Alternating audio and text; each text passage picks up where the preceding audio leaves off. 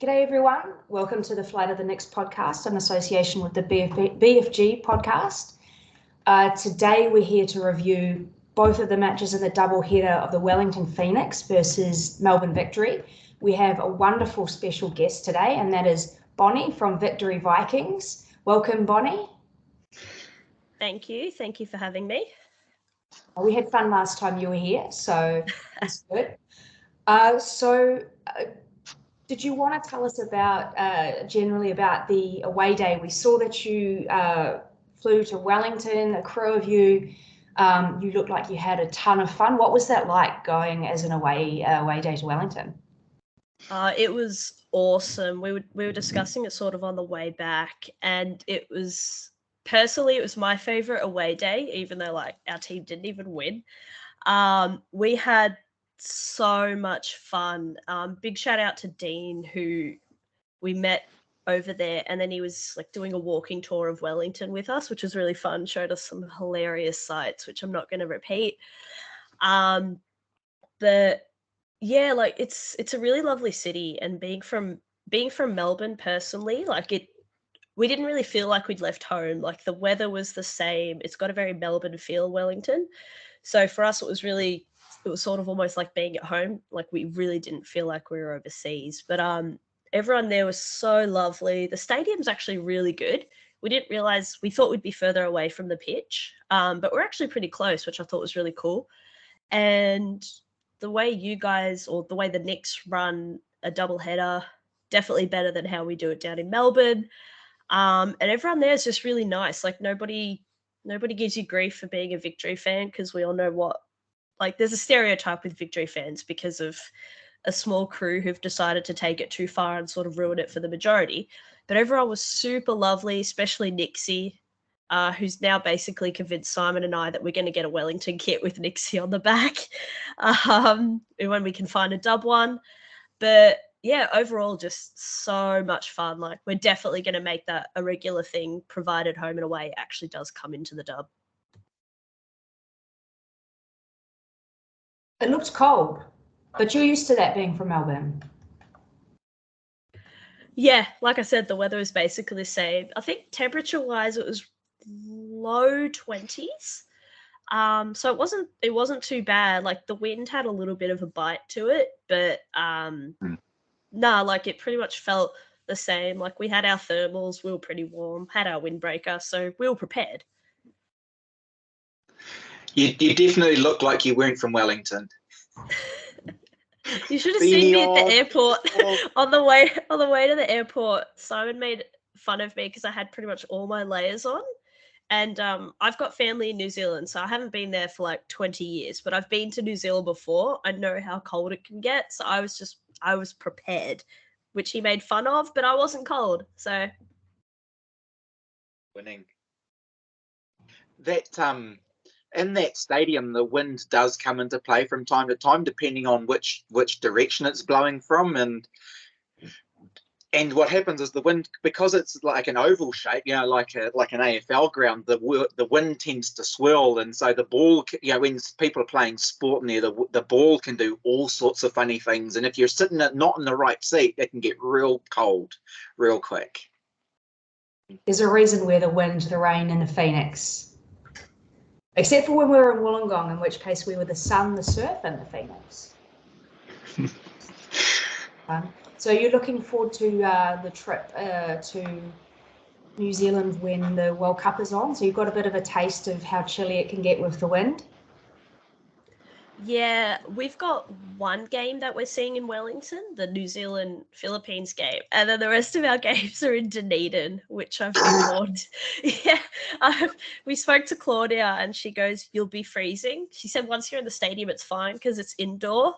But yeah, I bought myself while I was over there like this nice soft shell jacket, and I'll have like my thermals and everything. Like, yeah, we're gonna spend more time in Dunedin, which I've just been warned about. And then I saw it on a map, but I didn't realize how south it was. So, yay!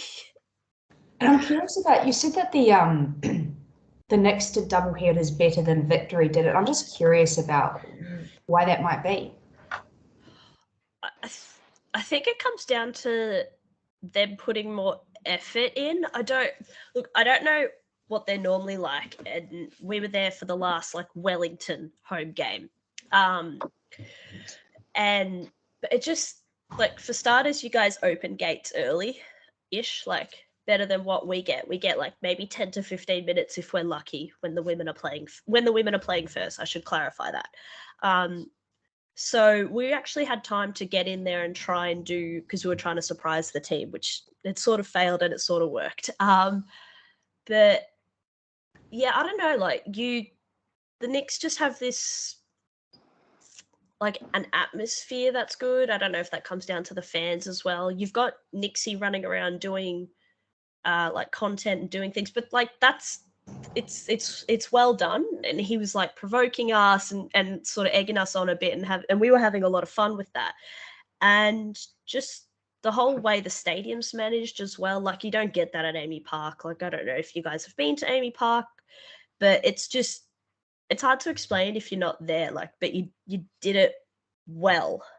And you what's the word I'm looking for here? Like you interact with the fans really well. Whereas, yeah, there's no effort from my club, I'll put it that way.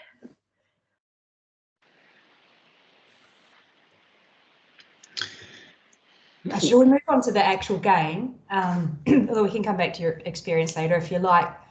There was a lot at stake with the women's game. If we had gotten a win, we would have avoided the spoon, seeing as Sydney beat Jets. There was a lot at stake for us. There was a lot at stake for you as well as Victory, because it could have been the do or die of you making finals. You did make finals in the end, thanks to us thrashing Canberra United, I'll have you know. 5-0, absolutely. If we hadn't thrashed them by that much, and then Western thrashed them by that much, what did we think of the game? Firstly, I am disappointed. Like, if you guys had just won by, I think, 3-0 or 2-0, we were kind of going into I'm probably going to get a lot of hate for this. We were going into the game kind of okay if you guys won, and more from a selfish perspective of we weren't really interested in playing finals. Like those of us that run it, we are super exhausted. Like I don't know how much it comes across in my audio, but I'm just getting over a bug, which is basically like my body succumbed to burnout this week after pretty much the day after I landed back home in Melbourne. So it's been such a tiring season for us, and we'd sort of gone, oh, we're okay if we don't make it. So the draw, we'd be like, oh, we've accepted, like, Canberra are a good side. We're like, oh, they should make finals. Like, we'd accepted them winning, and then they didn't do the one job they had. So everybody would have benefited if you guys had won it. But yeah, overall, the game was, I don't know, I don't remember much about it. I didn't pay that much attention, I think. We were too busy just mucking around. But it wasn't like an amazing game. And like with all due respect, I think it was just two teams that it's kind of meh for this season. Like we're not that good. We're pretty bad without Chidiac. So the game itself was kind of eh. But credit where credit's due. We had 2 defensive lapses, and you guys fully took them on and scored. And it's kind of what you deserved. So the big thing to me watching that game was that when both teams walked out, the Victory were there to win. Like Melina Ayres, Nash, they were just like, we're coming out and we're gonna win. And the Knicks came out and the girls are all smiling and they're like, yeah, this is the last game. And the Victory are like, we're winning this. We are winning this. And within 3 minutes, there was the unfortunate handball. Victory get the goal, and the Knicks went to pieces. They were so rattled because the Victory were just throwing everything at them. But then, yeah, so I think from what I could see at the beginning of the match, that was a big difference between the two teams. What did you see, Holly? I I mean, like I said, both teams had so much at stake, but both teams had not had particularly. They had disappointing seasons, I think, on both counts. It was really our moment was to beat the Jets. That was our moment to escape the spoon, was to beat Jets, and we stuffed that up. And so those final matches were an absolute Hail Mary, like if the math works out for us. And we beat Adelaide nice comfortably, which was an awesome result to see, especially because neither Dean or I were in the stadium. And so now we know that the Nix can win without us. Yay, 5th win of ever of the club. But that was such a good win. And then we're like, what if we can do it? What if we can do it? What if we can actually beat them? And we got so close that the last few kicks of the game to get that goal. But it was too late. And our moment to cement the wooden spoon cement not getting the wooden spoon realistically was beating the Jets. And we failed to do that. So the team looked really happy after the match, and it was an achievement to draw with Victory, because as much as you don't have Chediak at the moment, you're still an excellent team. That Melina Ayres goal was incredible. And really, you could have scored more if it wasn't for Bree. But yeah, the team looked really excited, and it was hard to sort of bring my mind into wow, we drew with Victory. That's actually pretty good. Versus damn, we were so close to avoiding the spoon. So credit where credit's due. Jessica Nash, she's a hot top prospect, eh? Her and was it Privatelli were coming up and down the flank, and Millie Clegg got turned inside out. Michaela Foster didn't have a chance on a couple of times. It was like, woo-wee! Victory. Yeah, when they turn it on, they really turn it on. There was some good moments to watch. Yeah, Nash has been awesome, especially considering she's coming into right back where we've had Polly for a couple of years, and Polly's just phenomenal. She's killing it over in the championship with Palace. But yeah, Nash has been awesome, and Privatelli's kind of one of those players I personally, or as a group, we also think it as well, but I don't think she gets a lot of love, outside, by most WOSO people. I think she's super underrated, but we play so much better with her. She's an out and out winger, and she's pretty much the only out and out winger we have, because Beattie, despite playing there all season, that's not what she wants to play. She's a 10. So pretty much everything we've done all season, if it wasn't going through Beattie Goad, has been coming down that right flank when we've had Leah, who's unfortunately been having to deal with some injuries lately, which is why she's pretty much not playing 90 minutes, not starting games, which sucks. But yeah, I think I said it after the game in Melbourne as well. Damn, Bree keeping everything out. Yeah, she did make some good saves, but we're also not that clinical. And if you think about it, we had one goal come from a free kick, so a shot from a free kick, and then the other one is a kind of a wonder goal from Melina Ayres, who is a phenomenal player who just has these annoying hamstrings that don't let her play full seasons anymore. So yeah, we had chances, but we're not that clinical.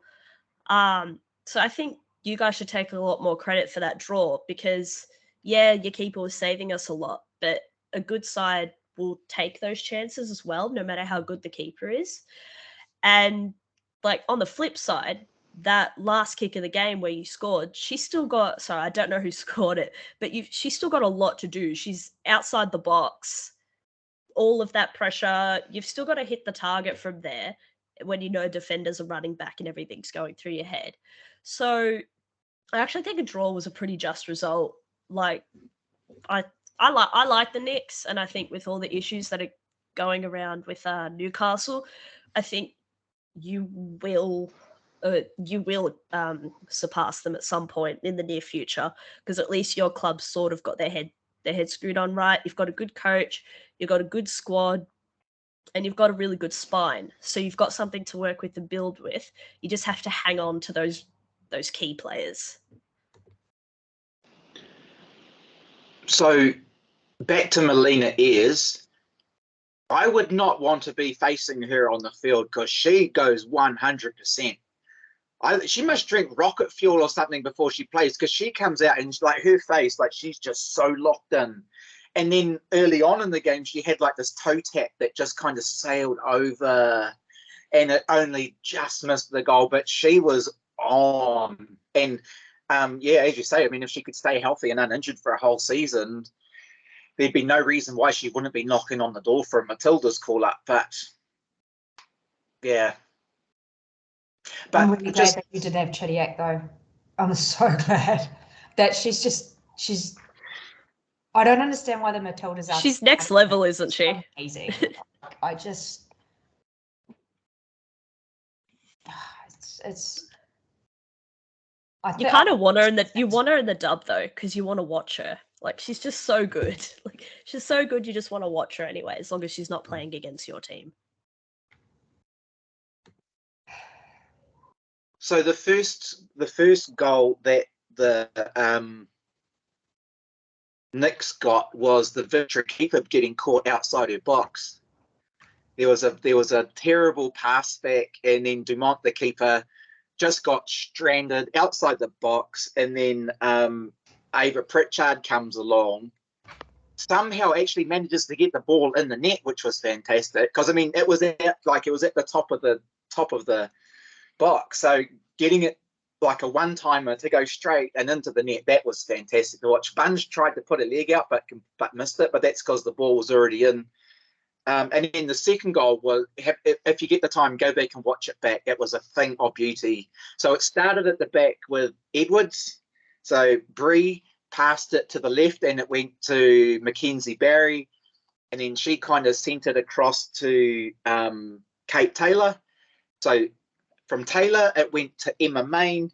From Emma Main, who kind of pushed it towards the goal, somehow or another, between Pritchard and Wisniewski, they got the ball and it went in the net. But literally, it was a 5-pass goal from the goalkeeper, Bree Edwards, all the way down to the other end, actually getting the ball in the net. It's like, if the Knicks could do that every week, holy crap, we would be getting so many more goals and playing so much better football. Well, you guys did what you guys did what you needed to do. Like, that first goal for you guys, I don't know what Kayla was thinking. Like, Kayla is pretty much, in my opinion, the best centre back in the league. And then she just had this terrible pass, and I actually think Casey did well to get the first initial tackle when she goes out, knowing she can't take the player down, and she's a keeper, so she'd want to use her hands. So it's a good tackle. And then you could see she was going to try and kick at the ball. And then she stopped because she realized she was going to end up taking out your player and get sent off. And then the second goal, she just, I don't know, I think she took her eyes off the ball. Because that was going to be such an easy claim for her. And she just takes her eyes off the ball. And then it's an awesome hit to get that in.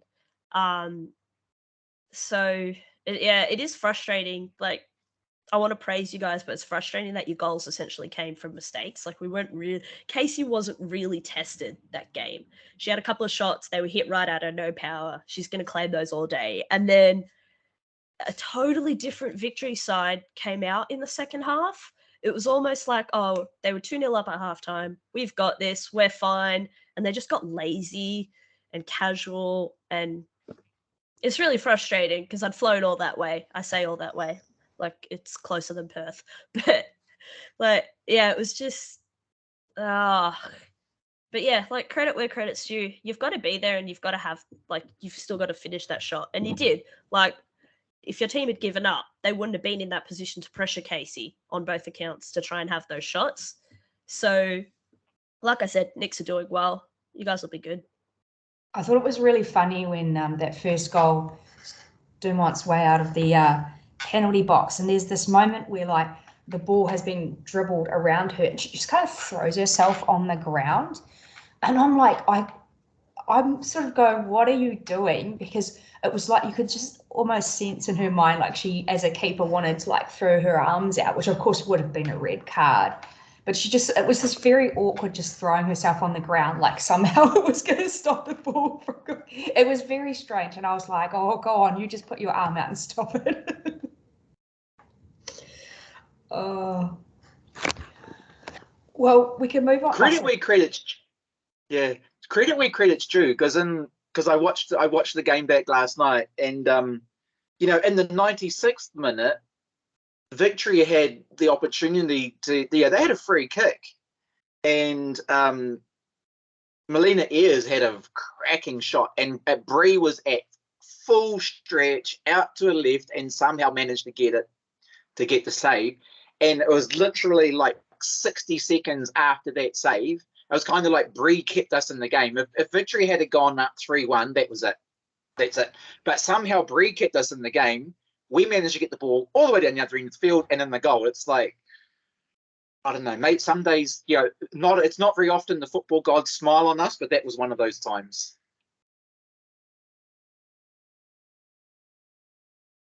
If we didn't have any more on the women's game, we could perhaps have a chat about the men's game. Now, I'm assuming normally, Bonnie, you don't watch the men's games, but I heard that you were in the stadium for the men's game.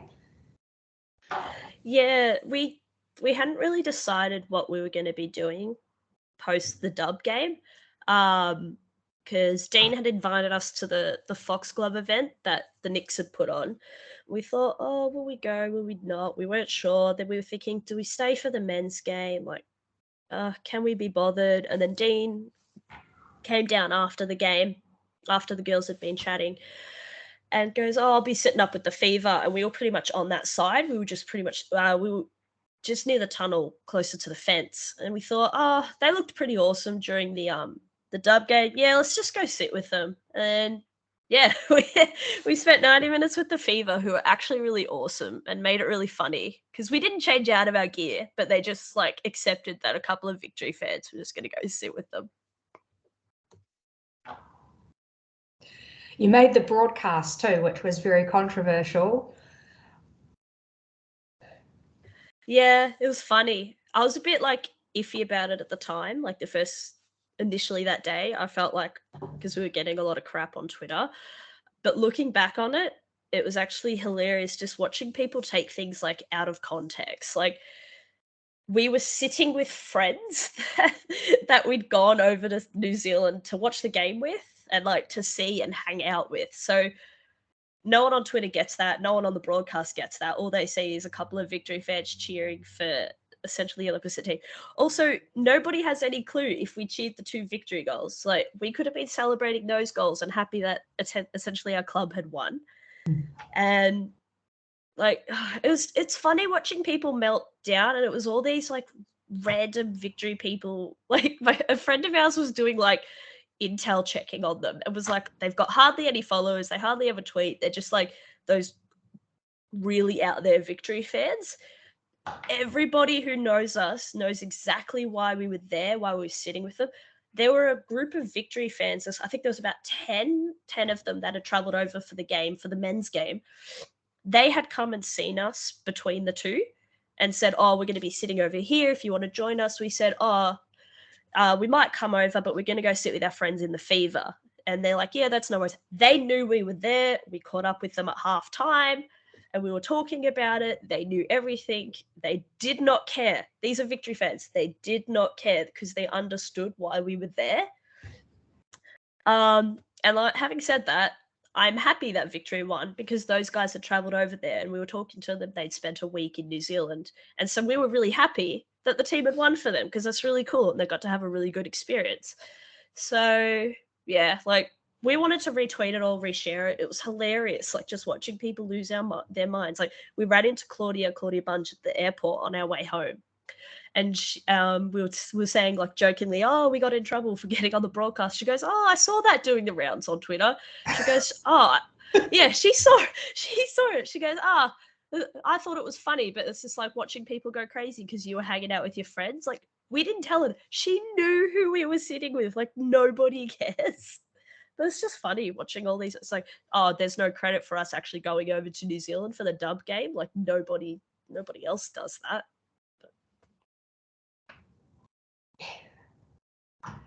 Well, I'm glad that we're, the Nix and at least the Vikings are really good mates. How about the game itself? So we have a tendency to play victory into form.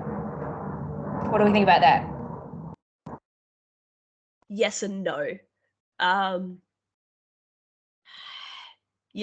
I don't know a lot about the game. We spent most of it just learning chants and then just getting lost in the crowd. But from what I saw, the Knicks have far more like clear-cut chances. And then a lot of shots that would just hit at the keeper. And Victory sort of had a few, and sort of they just managed to scrape the win. I haven't watched a lot of men's football, so I don't actually know what the state of the side is, other than I know a lot of the men's league fans aren't happy with the state of it and how they play. So I don't know if it's you playing them into form. I mean, this is the same team that somehow beat City in the derby, like recently-ish, not the most recent one, the one before it. So yeah, I don't know. I don't remember a lot. We were just having fun with the FIFA crowd. Like, we were just getting lost in that, and they were giving us banter, so we were just giving it back. Like, I reckon that like when it comes to football in Wellington, between the fever with the men and with Fly to the Knicks and other groups around the women, it's that engagement and that feeling of being a part of it. And there used to be a chant which was, stand up for your Phoenix. And so, they'd start singing and everyone in the stadium would stand up. That's what makes it so good. It's that engagement and just the ability to have fun, and like the week before, or the last home game that the Knicks played, and they were giving the other teams in the dub, and they were giving the other team's goalkeeper absolute grief. Like, they were just they were laying it on thick and fast. And at the end of the game, the goalkeeper just had a smile and she's like doing hand hearts because she was into it. Like it's done in good cheer. It's done like we can be rivals, but we can joke about it. And that's another thing that I mean I've yet to see to come to a game, in Aussie, but hopefully, if it's anything like that, it'll be special.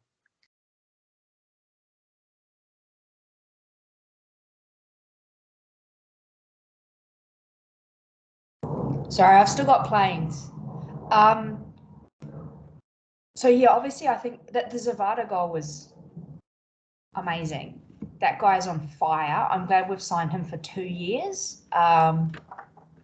Incredible, and he's just matched a record for goal involvements in the league. He's absolutely incredible, and I think we struggled last match because he had his partner had a baby, so he was out. I mean, it's a bit of a pity to rely so much on one player. As we were talking about with the Victory woman, with Chediak being so pivotal. That goal was really nice, but we still managed to, we're always dropping points. That's one of the things that we've really struggled with, is we'll get ourselves in a decent position and then we'll drop points. yeah, I think the game management probably needs a little bit more work. It probably doesn't help that you are most likely almost certainly losing your coach to our team, to our men's team. He gave such. Can we end the call now? We're like, that's it, we're done. Someone asked him after the game at the event, and it was the classic, like, the diplomatic, I'm not saying yes, I'm not saying no, but I'm basically like, yes, I'm going, but I can't say it. Like, it was a politician's answer. So that sucks, because I don't know much about him, but I think he is held in high regard. And yeah, coming to our club, so I don't know what that says, but yeah, your game management probably needs to just, like, Victory weren't like creating amazing chances, but it's like, if you switch off, like, football's that game where if you switch off, you get, more often than not, you get punished. And that's kind of, what happened. I do agree. Zavada's really cool. And I pretty much knew nothing about him prior to this game. And he has a really cool chant. So I'm on board with that. But unfortunately, Nixie is going on my kit. One of the things that the Knicks have lacked, when we had Stephen Taylor a couple of seasons ago, and then he left and moved on, and we brought in Scott Wooten, but the in the men's team, the back four are okay, but we don't quite have a really solid pairing in the back two. They kind of, Scott Wooten generally tends to play week in, week out, and he's very solid, he's very good, but whoever's alongside him, it could be Ben Old, it could be Callan Elliott. There are, we haven't really solidified who that second centre back is. And Stephen Taylor was a competitor. If you think Melina Ayres and the women in the double, that was Stephen Taylor, except he had the wickedest sense of humour, and he would give players, he was giving them verbals all the time. But the Knicks men haven't been able to recruit someone back of Stephen Taylor's capacity. And one of the funny things with Crave is every season when the Knicks announce who's coming in, we're getting this player from this country and this player, every single time the pundits jump on social media and go, never heard of him. Is he any good? How do you reckon he's going to go? Why are we getting someone in who's never played before?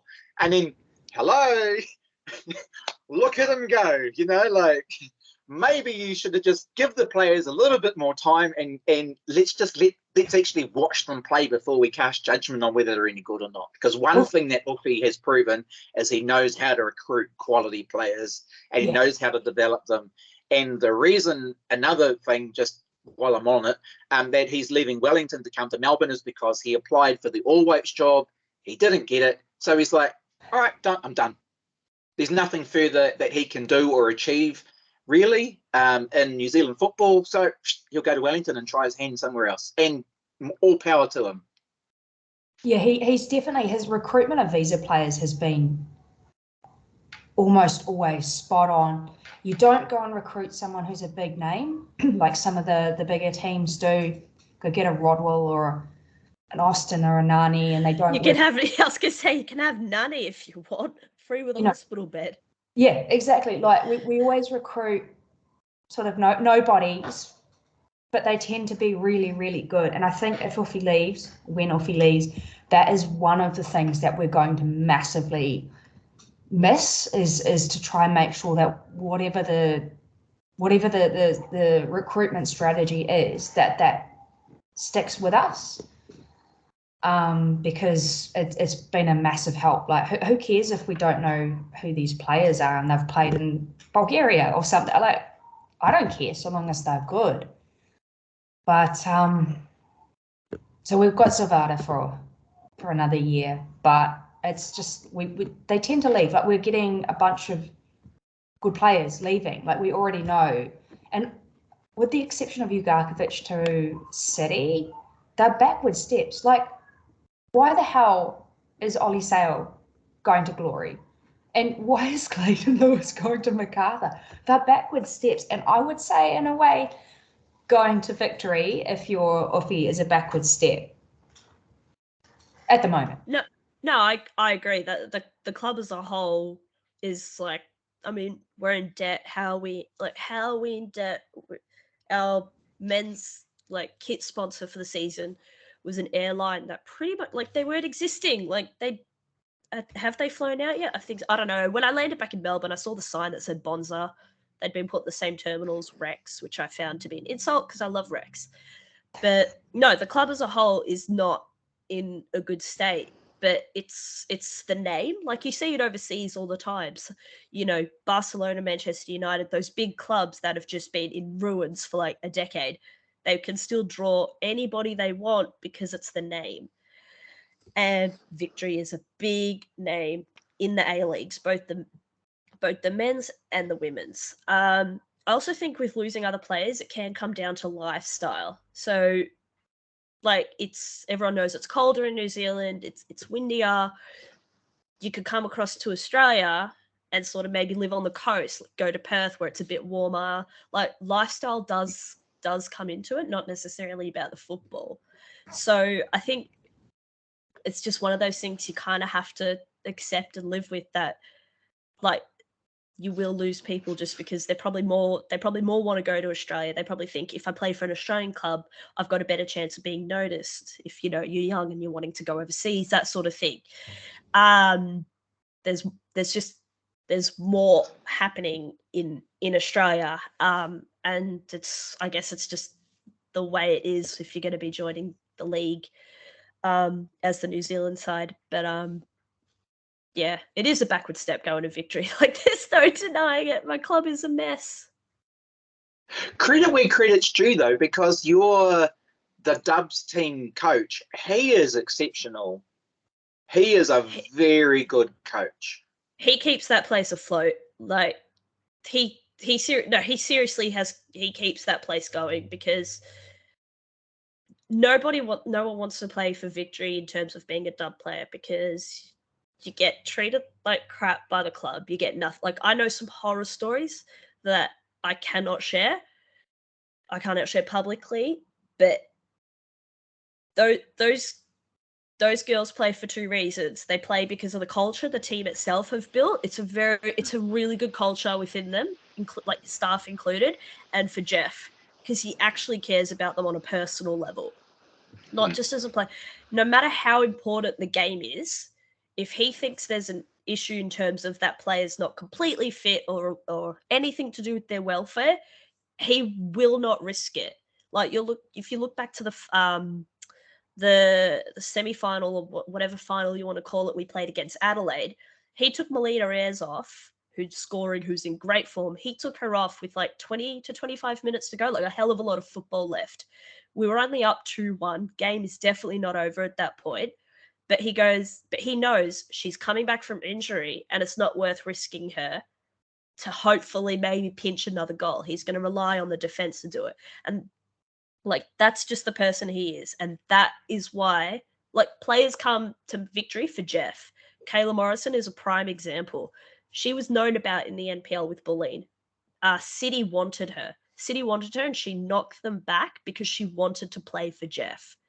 So if he goes, I got a lot of faith in Caitlin Friend, who's basically sort of being groomed and managed to take over that role. I got a lot of faith in her, but you will sort of probably see the pull go, because the club do not put effort into the Dub team. Everything they do is done by themselves and by Jeff pushing it. So, given that the weather in Melbourne and the weather in Wellington is similar, if Jeff goes, what do you think our chances are getting Chids to come over and play for us? Could we get Chidiac in yellow and black, or are we just dreaming? I'll take it we're dreaming. Sorry, my computer was dying. I had to quickly plug it in. Look, we do have an issue of attracting top players. Potentially, I would not let you have Chids anyway. Like, I'm so sorry. Like, and that's not even just down to her as a player, like, obviously, but no, like, we've got a really close bond with a couple of players, and she's one of them. And you're not having her. You can have Kellen Knight. It's interesting what you're saying, Bonny, about players moving for the lifestyle, because I get the feeling we're going to see some of our Dub players doing that. The season's finished, and the allure of playing in Aussie, where it's warm, where there's family, where there's so much more opportunity, is really going to stand out to them. So I think the Nix, as you said earlier, like, we've got a good spine and stuff, but I think we're going to see some turnover before next season, and I absolutely don't blame them. If you can go and live on the Gold, Sunshine Coast, or in Brisbane, or anywhere you like that's not wet and windy, why wouldn't you? Yeah, I think one of the positives, though, maybe is the state of quite a few clubs as a whole, and not just like as teams, is not great in Australia. There's quite a few, like Brisbane. Like, oh my god, the mess that is that club. So I think if you guys can sort of show a pathway, show a plan, then you're more likely to hold on to a couple more players than you think. Like, if Sydney come in for one of your players, yeah, probably good luck. If Victory comes in, mate, maybe because of Jeff and just sort of like the winning we've done recently. But as a whole, like club-wise, it's not that, like there aren't that many better options. So yeah, it might come down to lifestyle, schooling as well, maybe if young kids are moving over here for university as well. Like that's why we've got Beatty Goad. We've got Beatty Goad because she's now studying to be a doctor at Melbourne Uni. So if you guys show that you've got like a place you're wanting to go, you'll hold on to more players than you think. I think you've got a really good coach as well, so you've got to try hold on to her. Because the A-Leagues as a whole, Australian football is a mess. Like the league is in a lot of trouble. I don't know what it's like for you guys, but our crowd numbers here are dwindling. Yeah, there are lots of issues, and yeah, it's not necessarily the case that because a club is in Australia that it's somehow more attractive. And I think the fact that we don't have like full-time, fully professional a league where people, they have to work, or they're studying part-time, or they're doing this or they're doing that, and that means that all of that has to come into consideration. So I think you wouldn't necessarily be having quite as much churn if it's like, well, we can hire you for 2 years and you don't need another job. Like that would be good. Yeah, I don't know that there's necessarily an attraction to go and live just because it's warm somewhere, you know. So I don't know. It's hard to know. And there are structural problems about the dub, and there are structural problems about the A-Leagues. But I think we'll have quite a few come over to play NPL this season in New South Wales or Victoria. I think we really will, because they've sort of cottoned on to how good that can be, especially with the World Cup coming up. And if that's your option, you don't want to stay in the National League. Like, there's no point staying in the National League. So yeah, there's already 3 or 4 of our players who are over there hunting out NPL teams looking for a break. So, and it's really only, I hesitate to say lucky, but the ones who are already in the Ferns in that top level, who basically can come off the end of the A-League and go straight into employment and get paid by the Ferns because it's a World Cup. Otherwise, they'd, as Holly says, work, study, something else. And you can't beat Wellington on a good day, so there is a reason to stay, but Wellington doesn't have that many good days. Sorry. Yeah, the proof is all in the pudding in the off season, and we'll be doing a season wrap on this podcast as well at some stage soon. But obviously, so what we usually do is we predict the upcoming results for the next round. Obviously, that's not a thing for the Nix. So how do you see finals going for the VUC or the WUC? I was surprised that. Do you guys hate being called the VUC?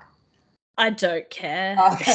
What about the WUC? Because I thought that was pretty funny. The woman. I've actually not heard the WUC. Yeah, I only saw it, but then it was one of those randos who was bitching about you guys sitting with the. Okay. Okay. Someone said we should get banned for the rest of the season, and we laughed. We're like, the season's over. Like, this was our last game. Like, sure, go ahead, ban us. Finals is going to be. So you've got City, right? So it's a local-ish game, even though it's technically an away game. Oh, we'll have far more fans than they will, even if it's at their ground. Like, it's just how City are. Especially since Matilda's FC have left a couple of years ago, and you've just seen all their fans dissipate and all the kids gone. The problem is, like, City aren't a good side either. City have good players, but they are not a good side. They do not have a good coach. Like, we beat them recently. We're not good. Again, we've got good players, but we're not playing well. So we are okay if we don't make it, because we just, like, we could beat City, we could beat Western. We don't think we can beat Sydney, just not this time. We just don't nothing's clicking for us. Our players can't stay fit. Like, we lost Zimmerman. We still don't know how bad that injury is yet. She didn't look great after the Knicks game. So Anything can wouldn't be happen in the dub, though. We beat Sydney, and we're the wooden I know. spoon. Oh, Like, that's my favorite. That's my favorite win of the season. Like, I enjoyed that so much. I know anything can happen, and like I speak to Taryn a lot, and she said like you've beaten them the last 2 times, and they've been the informed side, yada yada. But it's so different. At least we were like going into the finals in form. We do not have any creativity in our midfield. Like, the midfield against the Knicks was Jackson, Murphy, and Eliadis. That is it's almost like playing 3 players who want to play in the same spot. Like, we essentially played with 3 DMs. No creativity, which is where we should put Beatty there, and we can't play Zoyce because Zoyce is unfortunately really ill, and God knows when she'll come back. We don't even know how much NPL she's going to get. So at least she could do a job out in the wing. Then you move Beatty centrally. So I love Jeff, but he's a bit stubborn, and he probably will start with that same midfield, and that's not gonna get you anything. So I don't know. Knowing our luck, they'll beat City, and then I don't know if we can beat Western. I really want Western to beat Sydney because it would be funny and just make Sydney do extra work. Like, that's it'd be so funny for them to go up there and beat them, and then Sydney have to play an extra game, and they'll complain, or they'll probably struggle to find a stadium. They might have to travel. No, I thought that, and I got really excited, but no, the Melbourne teams would have to go up. Yeah, they don't. But just making them play an extra game would be funny. But then about a week later, they'd find that Wu had made like an illegal sub or something, or didn't use up all their subs. They didn't use up the whole bench, and therefore they're just going to get the win because why not? I don't think finals will be good. That's funny because that was one of my highlights of the season was when Canberra got their 3 points back.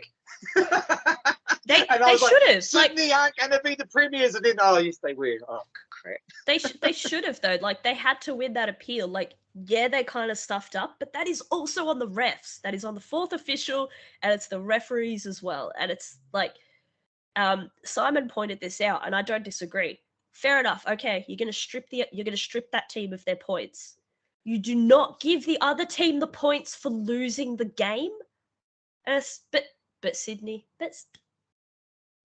So one thing I think that I've seen from I actually think Victory have gotten better at and when I think apart from like in that first half last week against the Knicks, they were pretty good. In the second half, the Victory switched off. But I think they've gotten better each week. But by little increments. But I mean I haven't watched every Victory game, but I honestly don't know how this finals is going to go, but at least there's 3 teams that aren't Sydney. So there's 3 out of 4 chances that there could be someone else who wins. Who knows? And I don't hate Sydney. It'd just be nice to see someone else win. I would love to see, because it's all Melbourne sides, I just want them to lose to Melbourne again.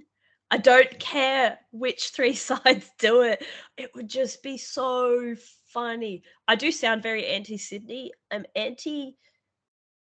I don't like the way that Sydney is favoured. Speak to anybody outside the Sydney FC bubble, everybody can see their favouritism. Lily Alfield made a comment when we met her in Wellington. She gets it. The players get it. We all see it. So, like, the league is designed to help them do as good as possible. And everyone's like, they complain about the premier, like the premiership should be like that's what it should be defined as the championship. And I agree, like it should be like a league. A league is done properly. If you finish on the top, then you should win it, except in our case where we don't have a full home and away league season. So it is funny watching them get so salty about the championship because they'll always they're constantly like, yeah, we won the premiership, that's what matters, that's what matters, that's what matters. But then they still cry when we've beaten them the last 2 years in the championship. So they actually want to win it. I just want to see them lose again to Melbourne because it'd be so fun. Like, I'm fully on board the Western trade. I don't like that club and the way they've done it, is essentially just taking over an NPL side. Like, that's all they've done, and getting a couple Americans. But I am all for going for them because it would just be so funny and I would enjoy it so much. And, you know, as we're all members of non-New South Wales sides, we all got given free tickets. I'm not going. This is how I've decided to see it. Is if the Sydney team has earned the right to host the grand final under the old system, I will go and watch. But if not, I'm not going out of principle over this whole thing. So it's possible that I will go. But this is the stupid thing again. They've actually programmed the grand final to be on a Sunday afternoon during the grassroots football season. Everybody who is playing grassroots or NPL level football, so that's all your adult women. Adult women cannot go.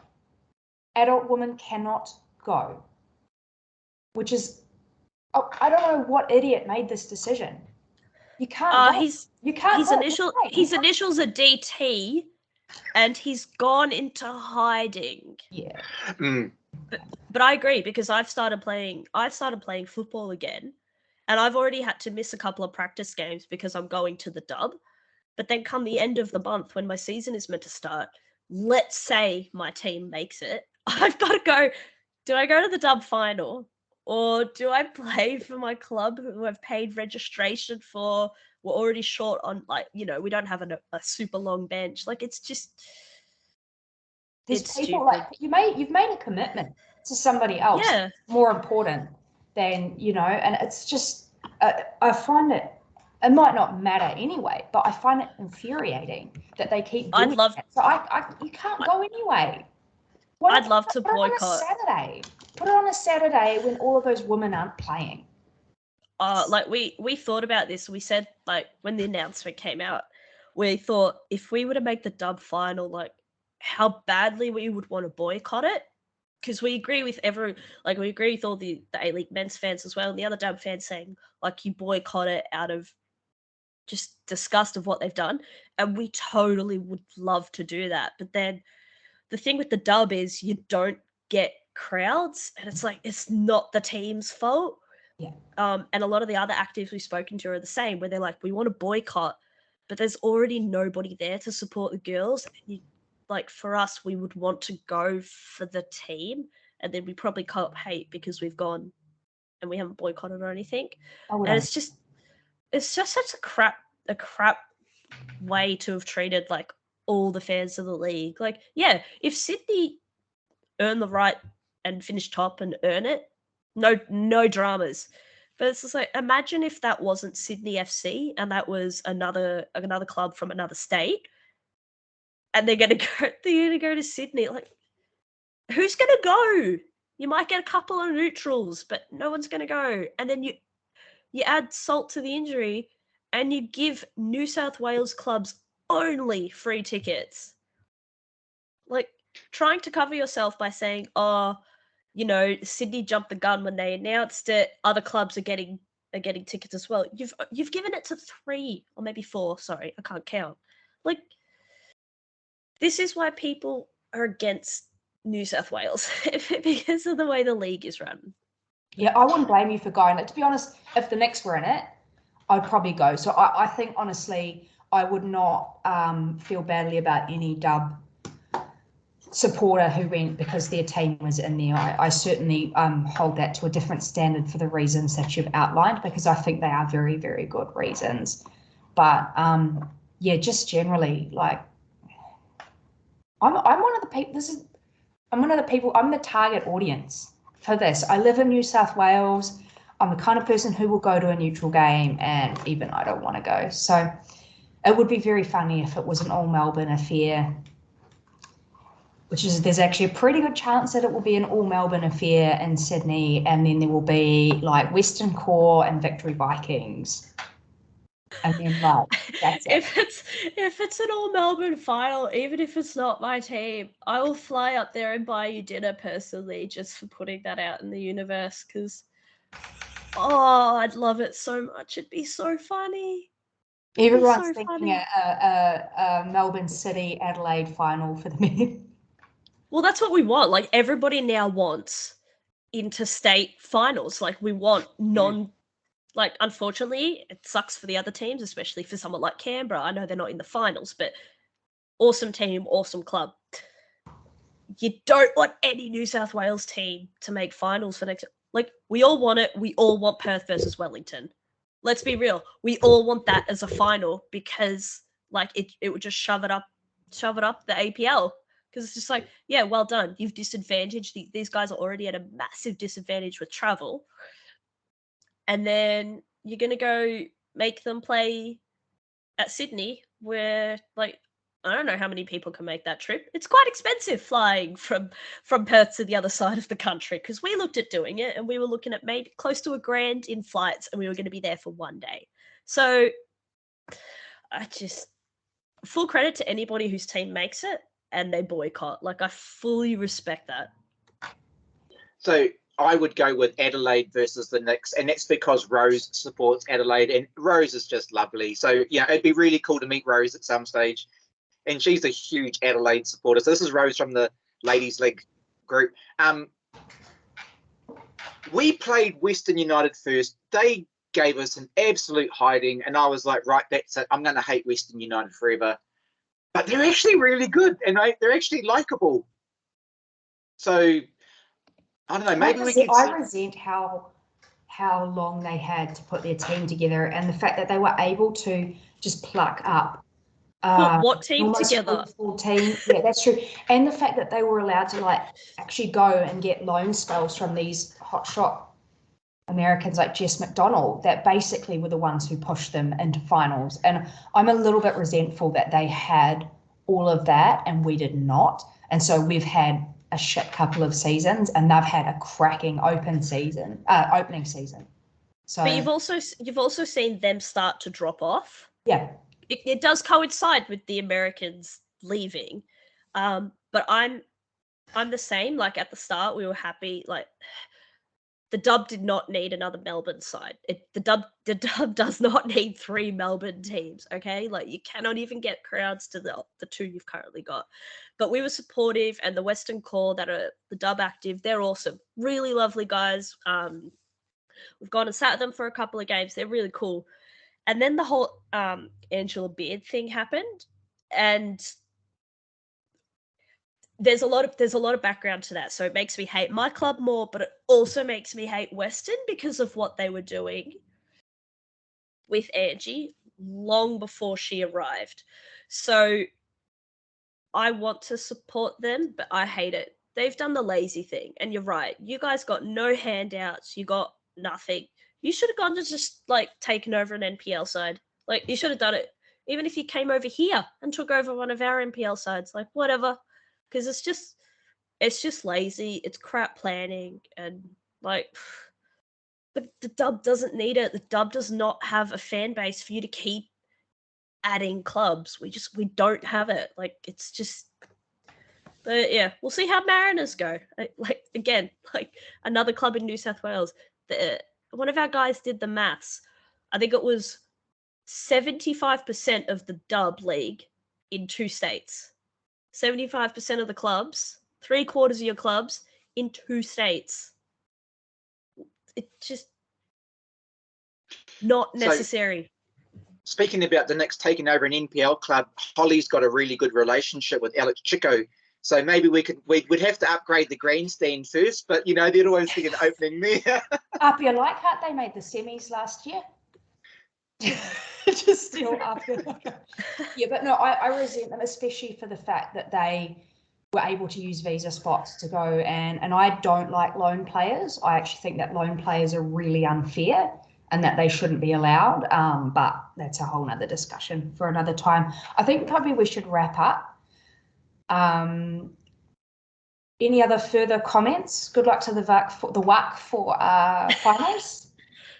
Yeah, thanks. Yeah. And thanks for coming I'm so tired for this season. I'm okay if we don't make it. I'm so exhausted, and we still got a World Cup. Looking forward to that. All right, thanks everyone. And let's do Blake's outro, which is thanks for watching. And you can find us on YouTube and on all major podcast platforms. Goodbye.